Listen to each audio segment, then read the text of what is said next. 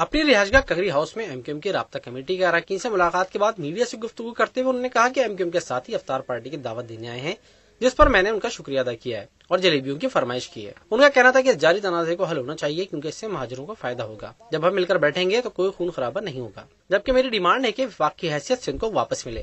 میں نے ہمیشہ بغیر کچھ لیے دیے متحدہ کا احترام کیا ہے۔ پیر صاحب پگارا کا کہنا تھا کہ حق پرست اور مفاد پرست میں تھوڑا ہی فرق ہے۔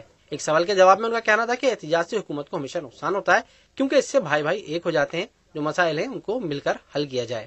جو مسئلہ ہو رہا ہے اس کو کوائٹلی اور ڈسپیشنٹلی ڈسکس کریں گے اور حل کریں گے۔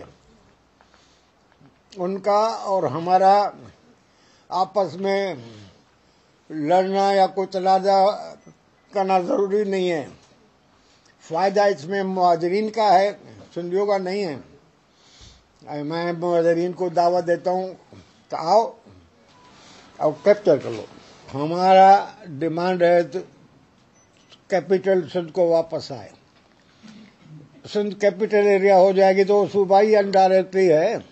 اس موقع پر ایم کیو ایم رابطہ کمیٹی کے رکن بابر غوری نے کہا کہ ہم نے پیر صاحب کو افطار کی دعوت دی ہے اور ان کے لیے جلیبیوں کا اہتمام بھی کیا جائے گا۔ صرف اور صرف افطاری کے حوالے سے آئے تھے اور پیر صاحب نے قبول کیا۔ انشاءاللہ ہم پیر صاحب کے لیے گرم گرم جلیبی جو ہے اس کا انتظام کریں گے۔ جبکہ ایک اور سوال کے جواب میں رضا ہارون کا کہنا تھا کہ ایم کیو ایم نے کبھی الگ صوبے کا مطالبہ نہیں کیا۔ پیر صاحب ہمارے بزرگ ہیں، ان کے مشورے پر جلد عمل کریں گے۔ ایم کیو ایم کی واضح پالیسی ہے کہ وہ سندھ کی تقسیم نہیں چاہتے۔ ایم کیو ایم کی واضح پالیسی ہے، ماضی میں بھی، آج بھی اور مستقبل کے لیے بھی۔ الطاف بھائی اپنے بیانات میں کہہ چکے ہیں کہ ہم سندھ کی تقسیم نہیں چاہتے۔ میرے خیال میں فائنل ہے بات۔